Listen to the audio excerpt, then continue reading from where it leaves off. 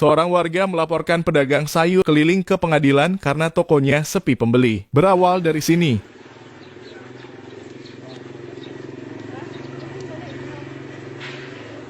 Lu menghasut warga gimana, Marno? Kok menghasut warga melarang cari makan gitu? Emang yang perlu makan ini, orang lain sana nggak perlu cari makan?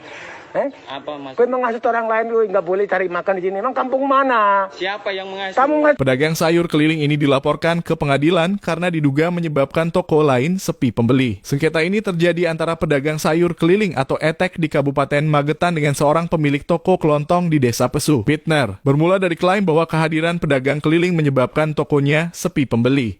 Sini dia hadir melayani dengan mudah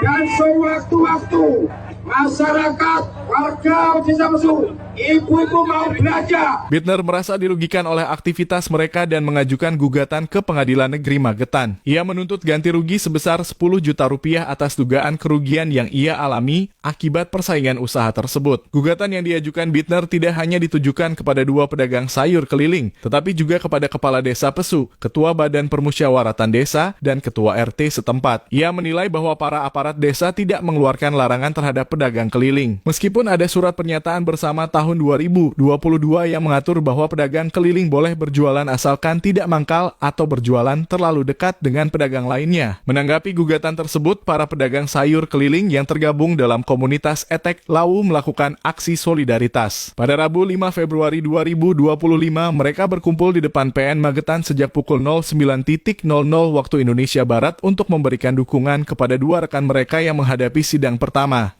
Aksi ini menyebabkan seluruh anggota komunitas sekitar 1.800 orang memilih untuk tidak berjualan sehingga perputaran uang sebesar 1,8 miliar rupiah terhenti pada hari itu. Ketua Pedagang ETEK Lawu Kabupaten Magetan, Yusuf, menyatakan bahwa mereka berharap kasus ini dapat diselesaikan secara kekeluargaan. Menurutnya, para pedagang hanya berjualan secara berkeliling dan tidak mangkal di depan toko Bitner. Ia juga menekankan bahwa pedagang sayur keliling berperan penting dalam memenuhi kebutuhan masyarakat, terutama bagi mereka yang kesulitan pergi ke pasar. Sidang mediasi pun digelar di PN Magetan dengan majelis hakim yang dipimpin oleh Wakil Ketua PN Magetan, Chandra, bersama anggota C. Sarwono Munte dan Nisa Durifandi. Dalam mediasi ini, seorang mediator ditunjuk untuk membantu mencari solusi terbaik. Namun pihak penggugat tetap bersikeras meminta ganti rugi 10 juta rupiah dengan alasan bahwa keberadaan pedagang sayur keliling telah merugikan tokonya. Bitner mengklaim bahwa dampak dari aktivitas pedagang keliling ini telah menyebabkan kerugian hingga 500 juta rupiah karena tokonya kehilangan pelanggan. Ia bersikeras agar para pedagang mengikuti kesepakatan dalam surat pernyataan bersama tahun 2022 yang mengatur bahwa mereka boleh berjualan tetapi tidak boleh mangkal atau berjualan terlalu dekat dengan toko miliknya. Sementara itu, Kepala Desa Pesu Gondo menegaskan bahwa permasalahan ini sebenarnya sudah berlangsung sejak tahun 2022